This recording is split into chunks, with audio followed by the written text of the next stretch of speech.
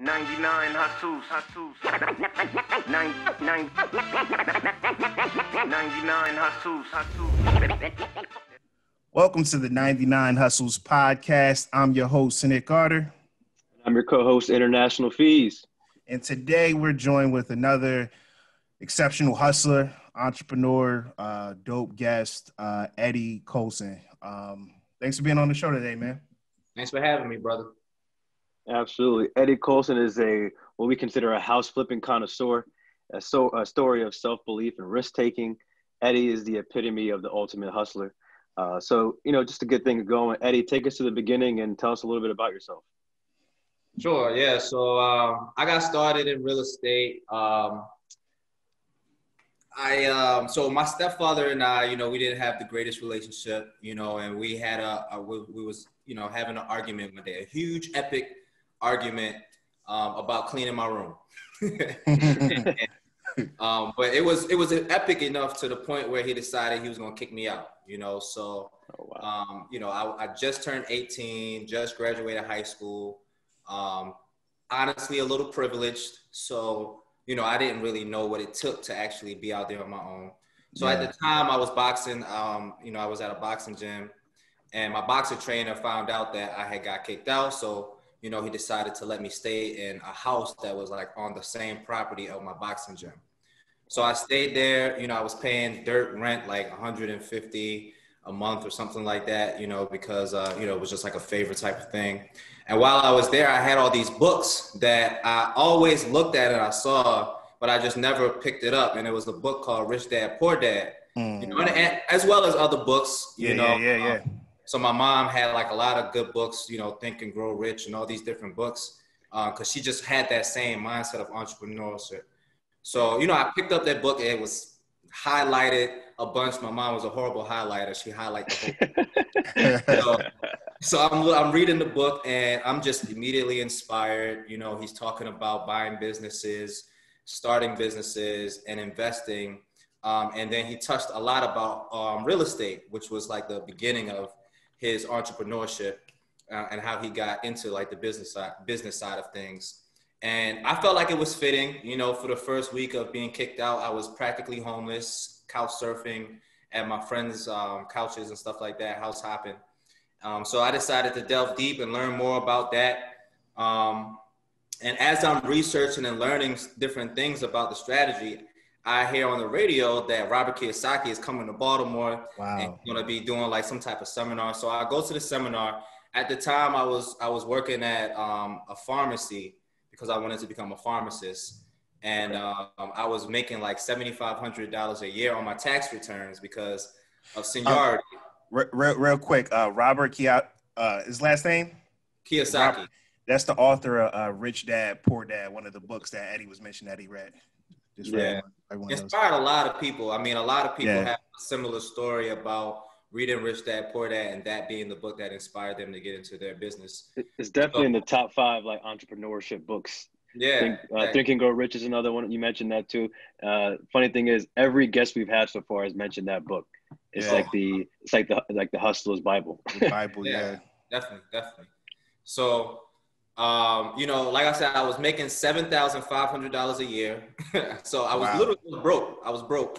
Seniority, the way it worked at the pharmacy, whoever worked there the longest got the most hours, and I was the newest, so I got the least. And I had to borrow $300 from my girlfriend at the time to even go to this seminar that Rich Dad Poor Dad was having. So I went there, borrowed the $300, and he starts talking about like this strategy called wholesaling, where you can buy properties, no money down, and flip, properties without having to use your credit or money or anything like that. And as well as other things. He said, if you want to learn more, then come to this other event that we're having. So I'm sorry, backtrack. The first one was free. The second one was $300. The second one is $300. And then when we go to the, I'm like, okay, great. Can I borrow the money? She's like, okay, here's the money. I end up going. It's a 3-day event. And at the end, they're like, hey guys, you're going to need a mentor to get started. We charge $20,000 if you want us to mentor you. And I'm like, I'm making $7,500 a year. I can't. You're like doing the math. You're like, that's gonna take like carry the one. So there's people like taking out credit cards, calling people Wow. and all types, and they're encouraging it. It was like, do whatever you got to do. And they say, if you can't invest with us, then you can go out and find your own mentor. There's RIAs out there, meetup groups. So I did that route. I was like, okay, I can't afford that. So I'm gonna go to a local meetup. I found a thing called a Baltimore RIA. In every state, there's pretty much a RIA in almost every state. You might have Baltimore RIA, there's DC RIA. There's, different places like that. And RIA. And real quick, just for the audience, can you explain what RIA is? Yeah, real estate investment association, something like that. So it's basically a meetup of people. Like a networking group type of thing. Yeah, so you got landlords, rehabbers, and there you can, this is a place where you can find mentors or partners and things like that. So I went there. I ended up seeing somebody that went to my high school. He ends up pointing me in the direction of like the top wholesalers, because that's what I wanted to learn how to do. I interned at, I find the wholesaler that, he was talking about, interned at his office for like 6 months. And at the end, he asked me if I wanted to stay on, be his acquisitions manager, or I go out and do my own thing. So I was like, honestly, kind of want to go out and do my own thing. So I went out, started, trying to wholesale deals and trying to get properties on the contract. And I didn't close any deals until I started like really looking at The Secret. I watched the movie The Secret, and I started like following everything in that. And then that's when I finally closed my first deal 6 months later. And I started closing more deals. And, now I'm, buying properties and things like that. So, wow. You literally started out the mud. Yeah. Now, throughout that whole process, you mentioned like there was a free seminar you went to, and then there was a paid one. Now, in between that time, are you still like, you still have your full-time job and you're still like keeping up with that while you're like pursuing this? Yeah. So, I'm going to explain a little bit what wholesaling is. So, wholesaling is basically you're putting properties under contract through a purchase and sale agreement. And then you have the right to assign your rights to that purchase and sale agreement to somebody else, right? So that's how I got started. I got started by just like flipping. I'll make 5,000 here, 25 here, 10 grand here, on doing different deals. But I'm not like owning any of those properties and keeping them. Yeah. So I didn't start, getting full-time into real estate until like 2 years after I first started closing deals. And that's when I started actually holding properties and buying them and renting them out. And that's what allowed me to quit my job. So kind of what you're saying, like in the wholesale game, you don't really need a lot of capital up front, right? Like you don't really need like 50 grand to begin wholesaling. You can kind of do that, for like your $7,500 a year income. So the short answer is no, you don't need any money. I actually, when I first got started in real estate, I went to a lot of different courses, and they hook you with no money, no credit. You don't need any money, right? You take the course, and then the first thing they tell you is like, hey, you're going to need money for marketing. You're going to have to send out letters, or you're going to have to, get a list and pay for that list, stuff like that. So, I did write a book called Wholesaling Houses with Little to No Marketing Money, because in the beginning, I didn't have any money. So I had to figure out strategies and ways that I can do it without using any money. So if you're a seller and I can get in front of you and get you to sign a contract, and then, he's a buyer, I can go to him and say, hey, sign this contract, and I don't have to spend any money to get in front of any of one of you, then yes, it's free. You don't need it to invest any money, but money can help. Definitely money can help. Yeah. So with that setup, are you essentially like connecting the two, since you're not putting it? So in the beginning, you were saying you weren't actually like owning the properties. You were essentially getting them to sign off on it to somebody else. So is that basically what you were doing, is finding the two, like connecting the buyer and the seller? Essentially, you are the middleman. It's not like a realtor or anything like that. You do have equitable interest in actually buying that property. So, the best way I can kind of describe it, you're buying a let's say you're a landlord, you're a landlord and you're rehabbing and things like that. You have a crew. You have a crew of contractors to fix up the property, a property manager, and so forth and so forth. You go to Nick and you see that he has a property and you put it on the contract. It's a good deal, right? And then you come to me and you end up finding a better deal from me, right? And the deal is like slam dunk, way better than Nick's deal, right? And you only have enough manpower to do one deal. You can't do it all. But you do have a network of buyers out there who might be interested in that same deal that may not work for you, you know? So why should you have to like lose anything, you know, at least make 2, 5, 10 grand on it, right? So you buy mine because mine's the better deal. And then you say Nick, which is still a good deal, you wholesale that one. So now you're able to just offload that. So you are technically, your position is to be able to buy that property and keep it.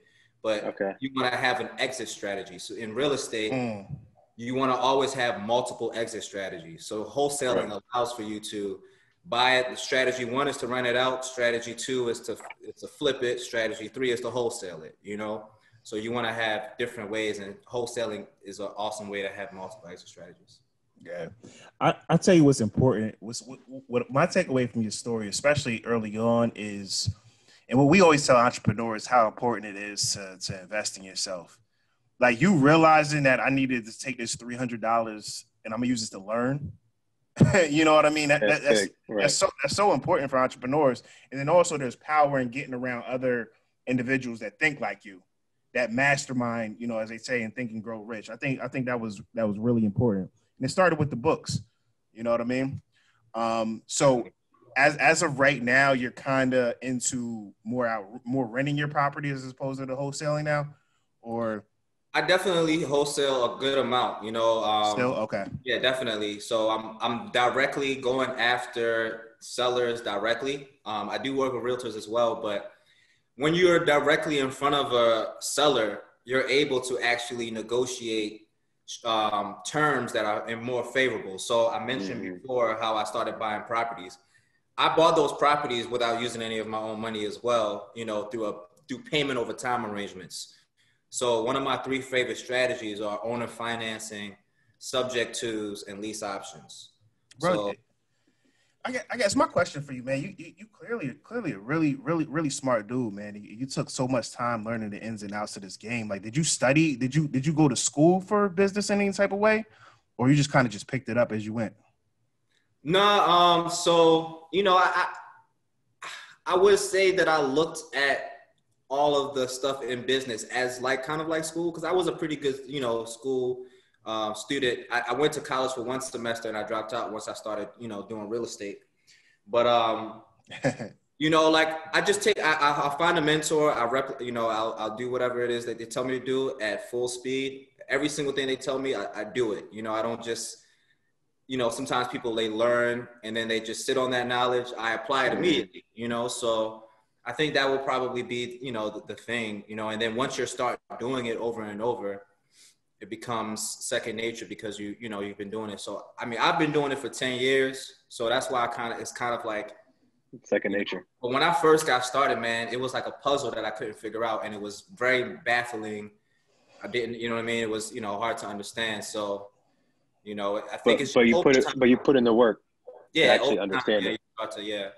So you mentioned like you found someone like a mentor and you did like 6 months of like an internship essentially with them. At that point, did you feel like you knew enough to do it on your own, or did you not want to get trapped into like being something working under somebody else?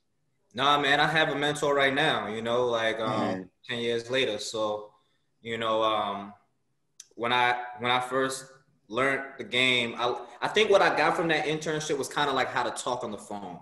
I think that's a big thing with a lot of, they're scared to talk to people.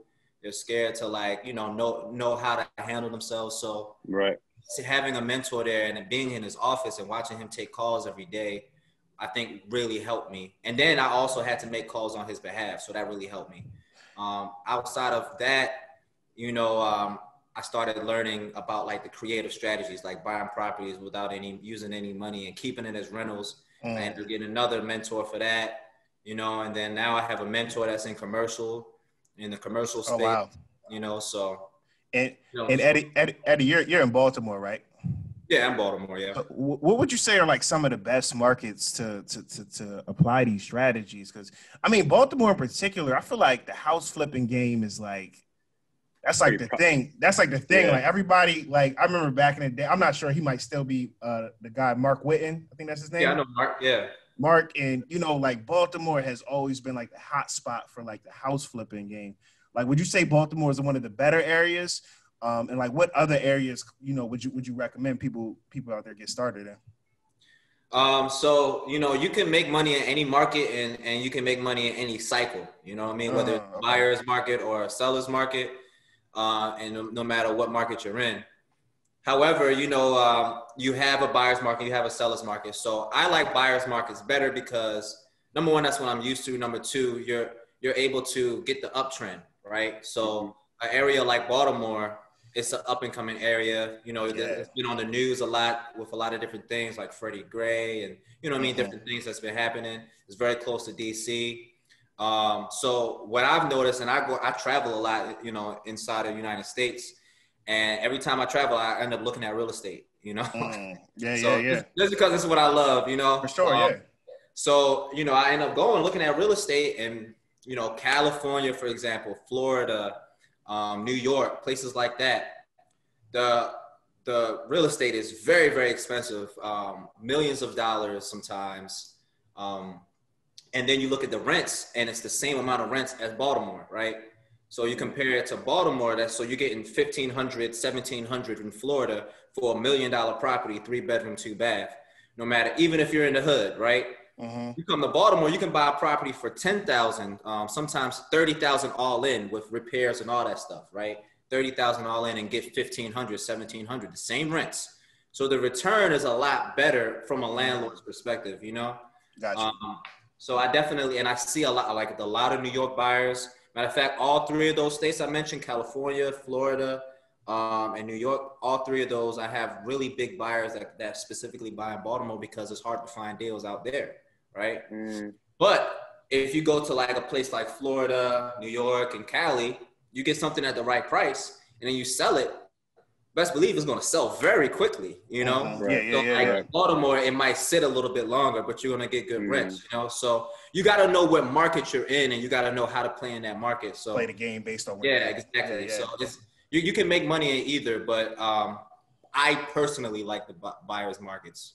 Now, you mentioned that you kind of have this love of real estate. Is this something you've always had growing up, or is this something you kind of just like you mentioned, like you were, living in essentially a boxing gym, and you had a book and it kind of sparked your interest? Now, was that something that you always had inside of you and it just kind of needed to come out, or was this like a complete, like, random thing? I definitely think real estate was always calling me. I would see the banner signs, and I would always, like the signs that says "We buy houses" on the street. Yeah. Call this number. Yeah. And I was a kid asking my mom, like, "What is that? Well, everybody's Mm-hmm. buying houses. What it like, She's like, I don't know. And I was always curious about it.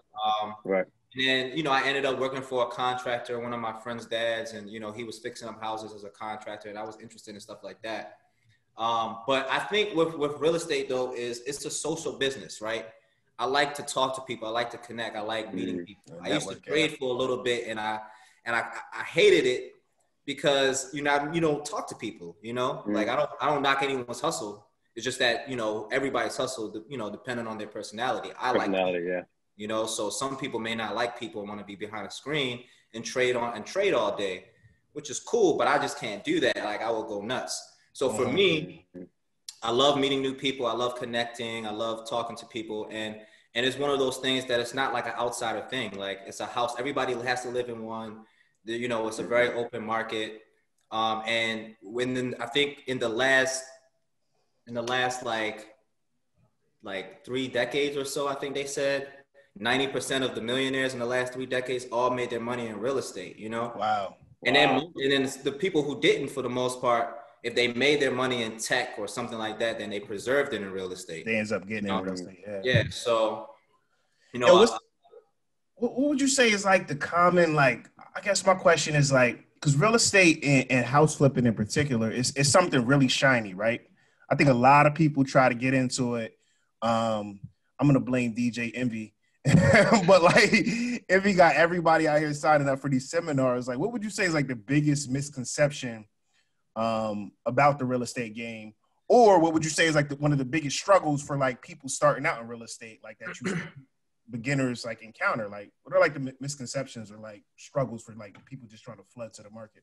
Well, I would say, like I said, like some of the pros is also some of the cons. Like I just mentioned, it's very accessible. Anybody can be in it. You know, everybody has to be in one and things like that. So it's not like an outside thing. Like in the tech world, you have to know tech. You gotta know C++ or all that other algorithm stuff to know how to make money in the gaming industry or whatever. True. Yeah. In real estate, it's not like that. So I think what happens is that the sexy part of real estate is getting the deals. Like me getting on the phone and doing deals, that's sexy. Like, you know, closing the deal, doing a handshake, and then getting a check the next day.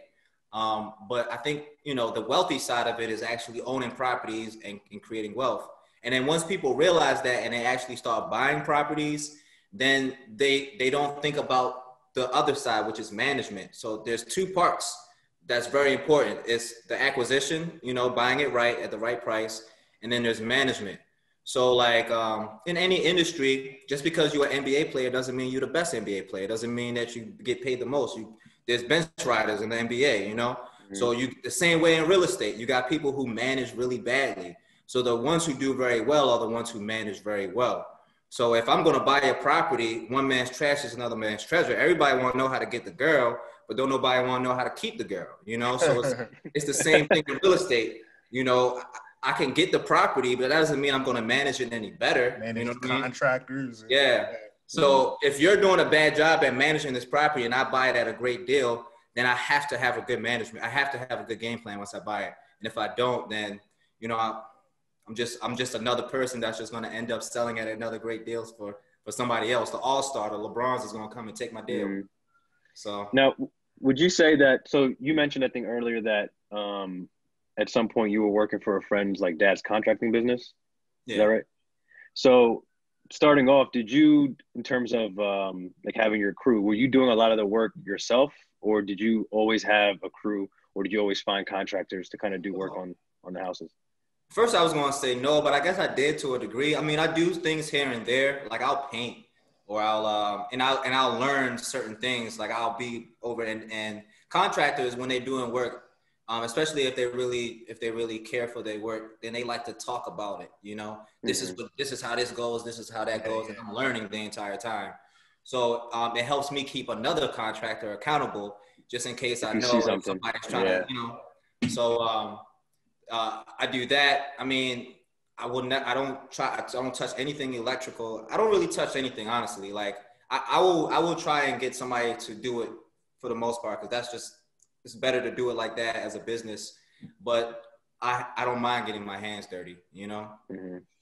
So, no, I was just thinking, like, because you mentioned how, like, you know, there's no real barrier entry for people. Like anybody can get into real estate, but what are the actual like pitfalls when people get involved in real estate? So I was just thinking maybe like if you don't have any kind of contracting experience, are you at a big disadvantage because you don't really know how to technically manage this stuff, or how much stuff costs? What stuff? Right. Yeah. I mean, you know, like I said, a lot of people get started wholesaling, and then that's the sexy part of everything. So once you're on the other end of the closing table and you become a buyer, then that's when you have to do those things like management and dealing. And one of the biggest things, you're right, one of the biggest things that everybody have issues with is contractors, you know, and managing contractors. They just don't understand our language. We want to get things at the lowest rate, you know, and they're trying to get it at the highest. And, you know, and it's just, you know, it can just be really bad sometimes. So yeah, definitely having like a game plan and knowing what you're doing and having some type of understanding of it can help. But at the same time, I guess the flip side of it is this, right? So I have like a lot of contractor buyers, right? They'll buy properties. They can buy it a little bit higher, or if they get it at the right price, they can. But they're doing it to work themselves. So, you know, but the problem with that is hard to scale. Like it's hard to kind of you know, to buy more properties and do certain things. So they always have that issue.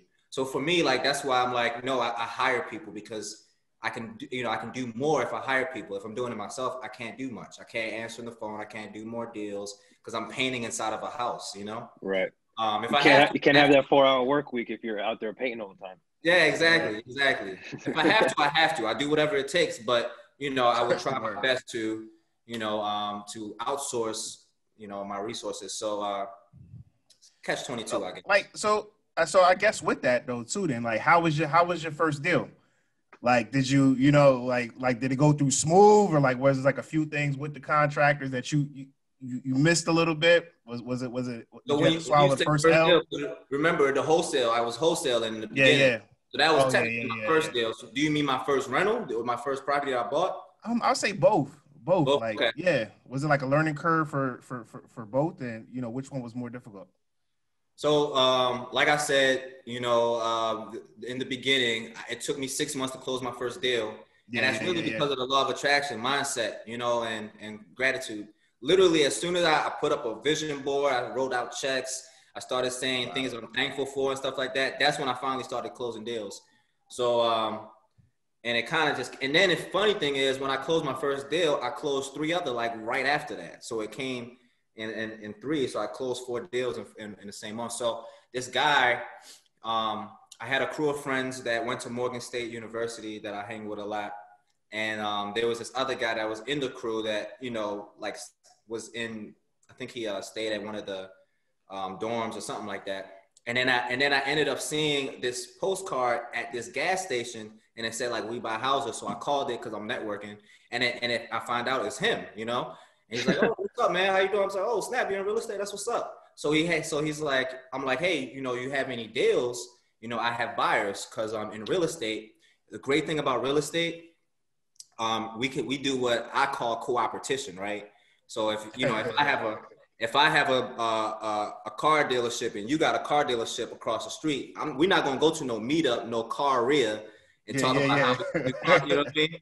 Like, don't work like that. But in real estate, we can work together, So I'm going to him. I'm like, bro, you got some deals. I have buyers. Let's do a JV. JV stands for joint venture. So this is a really quick way that you can close a wholesale deal. So he had the deal on the contract already. I already had a buyer. So I brought my buyer. We built a huge rapport, been talking to them for a while. And it was this like great rehab deal. The buyers literally came to the property with us and negotiated the deal down further because we had it on the contract for too high. So the buyer kind of helped us negotiate. So that taught me all I needed to know. Once I saw my buyer negotiate in front of the seller, I knew how to negotiate in front of a seller. I just started mimicking everything that they did and started like knowing how to talk to sellers and stuff like that, right? So ever since, I started, once I did that, I found other JV deals and I closed those deals as well. And then one of the deals, the 4 deals in that month was like a deal that I actually got myself from a postcard. I sent out a postcard and the person responded and I put it on the contract, and it was actually a church, a wholesale church. Wow. Yeah. So, that's my first rental property was crazy. My first rental property, I did the acquisition right. Remember the sexy part, right?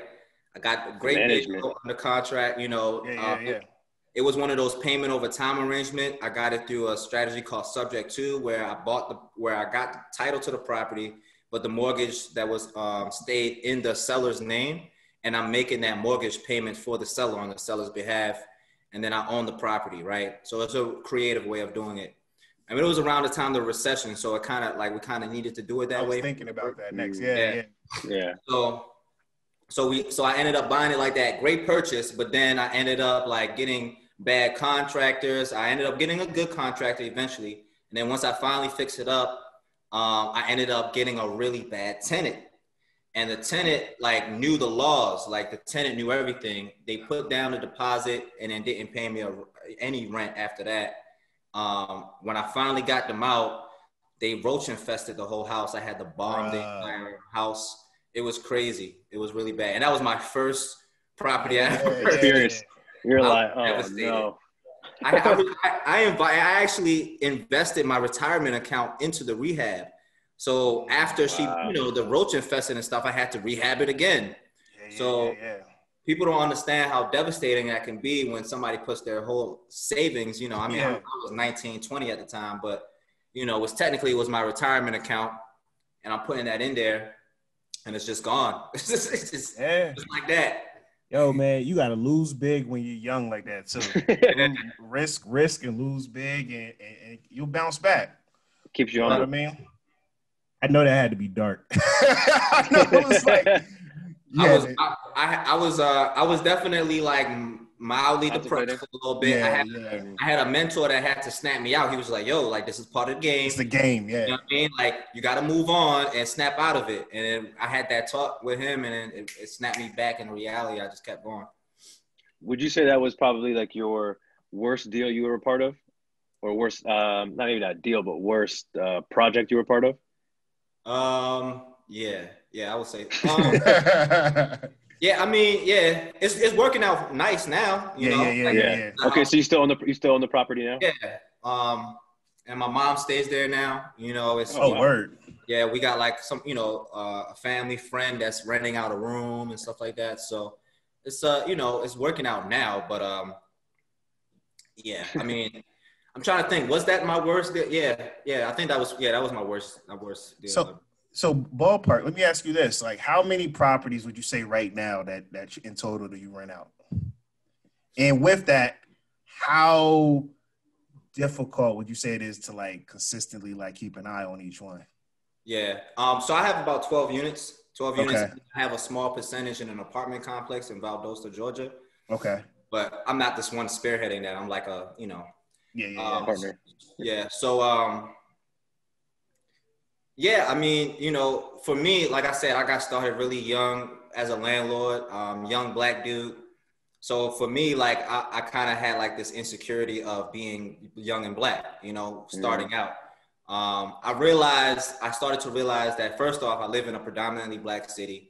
And because I'm young, people actually want to help me, So I ended up getting a lot of help because I was young. It was like, oh, I see myself in you. So their wing, and I just, yeah. So that's always have helped me, ironically, even though that was what I thought would hinder me. Yeah. So, but what I did do, because that first rental experience did, teach me something. So I read this book called the Landlording on Autopilot. Can't really remember the author's name. I did do a video about it though, but it's one of my favorite books, and I took a lot out of it. And what I did was I pretended that I don't own it, and I have a tenant placement company that places the tenants. We have like a board on the wall, and it has a phone number, and that phone number is attached to multiple contractors' numbers that that I work with, like handymen and stuff like that. Let's say there's something wrong with the property, the toilet's clogged up or whatever. I'm not getting that number, that call. Somebody else is getting that call on that phone, And then they hit me up. It's like, yo, one of your tenants called me about something on, Penrose. I'm gonna just send you a cash app, or I'm gonna just bill you or whatever, and it works out really well like that. And then I'm the inspector. So I pose as the inspector. I come in every month and I inspect the property, and they just think that I'm the inspector, They don't even know you own the place. Yeah. So any type of like management stuff is like, they they mail it, or they do things electronically. They get emails. I start off with the rent being a certain amount, but then I say, look, you can get a certain discount from your rent if it's paid automatically, stuff like that. So, I try to do these little systems, and then every time there's like a flaw in the system, then the next tenant or the next property I buy, then I just try and tweak it a little bit. So, trial and error type of thing. Exactly. Just learning from your experiences, man. I mean, it's business. It's no different. And like I said, management, like the reason why the pitfalls is, I think people treat real estate like a hobby sometimes because it's so easy to get into. You got to treat it like a business. So if you can study, like I used to work at a really big bank. I'm trying not to say certain like past employers. No free plugs. No plugs. I used to work at a really big bank. It's a very controversial bank that like did some stuff. I feel like I already know what bank it is. We already know what bank it is. Controversial. We already know what that is. You don't got a nod or shake your head. We got you. The scammers. So, but honestly, they're very, very good business-wise as far as like certain things that they do, system, sale meetings, packages. Yeah. So I literally like looked at their business and tried to like model it a little bit, in my scale it down to kind of what fits your own thing. Exactly. Yeah. Wow. So now that, I mean, so you mentioned you had, you still have a mentor. Do you feel like you're in a position now where you are the mentor and you have mentees?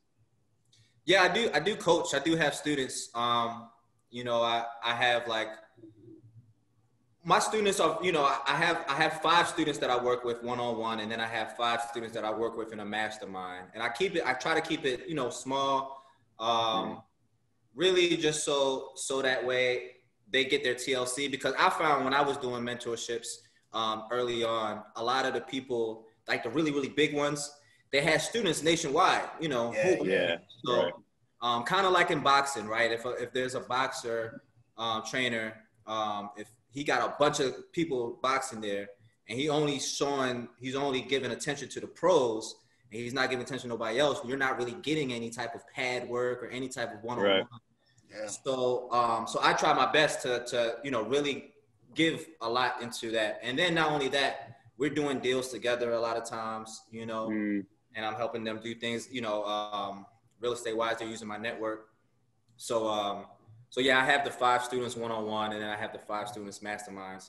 And yeah, they're doing really good, man. I'm proud to say, if you look at my students, man, all of them doing really, really good. Like, crushing it. So I'm really, really proud of that. So you kind of got in the real estate game. You mentioned like what now over 10 years at this point. So you started probably right around the time the recession was either just ending or just like in the middle of it.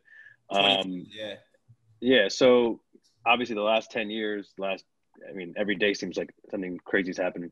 But in terms of real estate, how do you see, with all the advancements, everyone going online, and now you're seeing a lot of real estate things happening online and people buying property and never going to these places to see them. How do you see like the digital aspect of things affecting your business, or do you see yourself going digital? That's a funny question. I was having a conversation the other day, man. Like, what's that movie about McDonald's? The guy in McDonald's. Oh, the founder? The founder. Yeah, the founder. Yeah. Love that movie. So you remember when he's pulling out the map and he's like looking up stuff, and I'm like, bro, I can only imagine being in real estate, pulling out a map to try and the OGs in real estate, they told me that's how they did it. They took out maps and they went door knocking and all types of crazy stuff. And I'm just like, and I remember when, the trend was to send out mailers. Now people are doing, text blasting and text emails. Yeah, they're doing Facebook ads and all types of stuff. So it's really, really cool. I think it's making things a lot easier. At the same time, I do think that, it's a little bit more competitive to a certain extent, because of those advantages. Yeah. And I do think that the bigger companies are starting to take advantage of those situations and starting to be like, like I kind of like this industry a little bit. Right. So Zillow, I think, I think it's Zillow. They're starting to buy properties, right? Wow. I think so. Yeah. I didn't know that. That's I don't know if crazy. they're buying properties, but I know essentially like they're pretty much serving as a middleman at this point, where especially if you're looking for a rent, they'll let you look at a bunch of different places to rent, but then they'll also set you up with doing the whole contract through them. You know what I mean? It's pretty much being, and that's why I ask, because I'm like, we're seeing it. I see ads all the time, but like you mentioned before, you see, signs outside with like telephone numbers saying, call this number, but now you're seeing all these ads online. And I'm just curious, like, do you see that as a good thing? Does that really affect you at all? Or is that kind of just like, you might dabble in it? Or is that like an opportunity maybe just for coaching as opposed to like actually buying property or something? I mean, I think that, I've been in the game long enough to see trends change, right? Yeah. Every industry, there's usually some software and everyone's using it. And then all of a sudden someone's using something else. Well, you like this, you like that. So trends definitely start to change. That was something that people were doing before the pandemic. People, were doing the online things and doing using different strategies that the baby boomers and the old school people weren't using. But since the pandemic, people are starting to get more internet savvy, for the most part, the people that you're buying properties from are older people, So, it was when I first got started, nobody was, I had to go to people and have actually sign it. Eventually I started to do the electronic signature, but a lot of people weren't caught up to that. Now, since the pandemic, it seems like everybody is doing electronic signatures. old ladies know how to use Zoom and stuff like that. We're talking on Zoom to try and it's definitely starting to be a virtual world where I think now that no matter what age you are, you're doing this, But I don't think it's really hurting it or help, because the thing about real estate, it's accessible to everybody. And it's not necessarily about like, what do I have to compete? I mean, to compete against you. It's more so like, do I stand out more? Do I build more, more rapport? I think in now in today's age, I think it's a lot about your brand. So you guys, you have this podcast, if you guys do a course or you guys do whatever, people are going to be like, yeah, we know those guys from the Hustle podcast. And we're going to support, So I think it has a lot to do with it. Now in today's era, it's about who knows you versus like, who like if they know you. Personal branding. Yeah. And building that, like, that really dialed in network of people, right? Like building that, like, with like in music, they call it like building up your cult audience, like your fans that no matter what are going to be there day one. And in the same way, it's kind of like, if you have a strong brand and you have a committed fan base, you don't need to have 1 million fans. You only need to have maybe 10,000 fans, right? And that's so.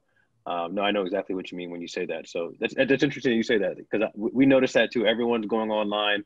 I mean, just like in just general things, people having family meetings on Zoom. I mean, I remember helping my mom and my parents set up Zoom for the first time, and now they're calling me all the time trying to set up Zooms. I'm like, get rid of Zoom, please. I think they're behind the whole COVID thing, Zoom, yo. It's the stock went up like. The crazy thing is, like, an application like Skype, they've had this head start. They had a head start on this for like 10 years. They had a 3-1 lead and really blew it. So yeah, they definitely did. What happened to them? I haven't even heard about it in a while. Like you said, they don't manage their product well. So yeah, for sure. It all comes full circle. So Eddie, I know. I mean, this has been a really, really insightful conversation. And I know this is gonna be something that a lot of our listeners are going to want to follow up on. So we'll definitely be sure to, kind of plug your information in and provide an outlet for them to kind of get a little bit more information on this, because I know there's a lot more to learn on it. But one thing we always ask our guests on every episode is like, what's your hustler mantra? Like, what is your slogan that you kind of live by, and kind of get you going every day? I tell people this all the time, and I live by it in my business. It's under promise and over deliver. I think a lot of people nowadays, they sell with such enthusiasm, and they promise you the world, and they say they're going to do this and do that. And then when it comes time to deliver the service, the product, whatever it is that they say, they don't do it. And just imagine if you just switch it. If you just switch it and like literally like, I don't know, man, I don't know if I could do that. Just don't promise the world. Like, be afraid of commitment, but then behind the closed doors, work your ass off to actually wow the person. And they'll be like, oh my God, like I wasn't expecting that, because you set the bar here and you went over it, So, and then when you do that, people are going to, your word of mouth is going to be, I don't think you should run your business on a word of mouth type of, structure, but those word of mouth referrals are easier deals. They're easier to do. People underestimate it. Yeah. So you definitely want to try your best to, just to have integrity. Because if you say you're going to do something and you do it, that's integrity. That's literally in my definition. So just have integrity. Yeah, 100%, man. I always say people underestimate, because like we talk about social media marketing, and Facebook ads and Instagram ads and influencer marketing. People underestimate that word of mouth is like always going to be relevant, because like if I tell Fees about a product, he's more likely to trust it as opposed to if it just popped up on his news feed. You know what I mean? Word of mouth is always going to be relevant. Yo, we appreciate the time, Eddie, man. Absolutely. Yeah. It's been. I've learned a lot. I really hope our viewers learned a lot as well. You have an incredible story. Really sharp dude. You know your stuff. We definitely, are going to put links to this episode on our website, so that way, like our listeners can get in contact with you, see your YouTube channel, your YouTube videos, and learn more about what it is that you do and everything. And just real quick, do you want to just shout out like your YouTube page and where people can find you? Yeah, man. I mean, it's real easy. You can just type in EDDIE Colson, Eddie Colson on YouTube, and you know, I do videos on YouTube. Every other day. I try to do it every day, but every other day is just my way of giving back. And then on Instagram, it's Colson090. Back in them AIM days, I just haven't changed it. So, we all 1889 was my number. Every screen name. Colson090. You know, I mean, I'll share the links with y'all so y'all can post it. Yeah, for sure, man. Absolutely. Well, once again, Eddie, thank you for being a guest, and we'll definitely have you back. You can tell us a little bit more about your what new things you got going moving forward. 100%, man. Thanks. I appreciate it.